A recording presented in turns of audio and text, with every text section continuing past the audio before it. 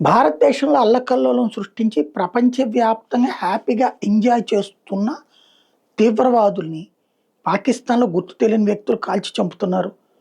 బ్రిటన్‌లో చంపారు, కెనడాలో చంపారు, అమెరికాలో చంపారు.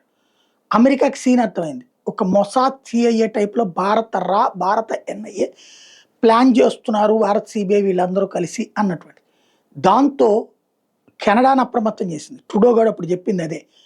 తీరా చూస్తే కెనడా ఉగ్రవాదిని కాపాడుకొచ్చిందని ఆ తర్వాత అర్థమైంది. అలాగే అమెరికాలో ఒక ఉగ్రవాదిని లేపేస్తే, ఆ ఉగ్రవాదిని లేపే ఇచ్చినటువంటిది భారతీయుడు అయినటువంటి రాధికారి అంటూ అతను వేరే దేశంలో ఉంటే, ఆ దేశంతో మాట్లాడి తెప్పించుకుని మరీ అమెరికా శిక్షించింది. వాడి దేశంలో ఉగ్రవాదాడు తెలుసు. ఖలిస్తానీ తీవ్రవాదని తెలిసి కూడా ఖలిస్తానీ తీవ్రవాదిని చంపడాన్ని తప్పుపడతా భారతీయ గూఢచర్య విభాగానికి సంబంధించిన వ్యక్తి అని చెప్పి ఒక అతన్ని పట్టుకుని చూపించింది. మరి మనం మాత్రం ఎందుకు ఊరుకోవాలి? మోడీ ఊరుకుంటాడా? ఈశాన్య రాష్ట్రాలను వేరు చేయడానికి కుట్ర పన్నినటువంటి వాడి తాట తీయించాడు. ఇప్పుడు యుఏపిఏ యాక్ట్ కిందన జరుగుతున్నటువంటిది అదే. మాథ్యూ వాన్ డైక్ అనేటటువంటి వాడు ప్రపంచవ్యాప్తంగా 21 అల్లకల్లోలాలకు కారణమైన వాడు. అనేక దేశాల మధ్యన యుద్ధాలకు వాడే కారణం. వాడు రకరకాల ప్రయత్నాలు చేస్తూ ఉంటాడు. ఎన్ని స్ట్రాటజీస్ పాటిస్తాలో అన్ని స్ట్రాటజీస్ పాటిస్తుంటాడు.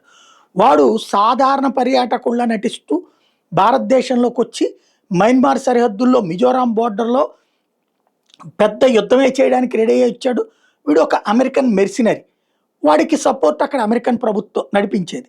వాడిని పట్టుకున్నారు మనోళ్ళు. మామూలుగా కాలేదు.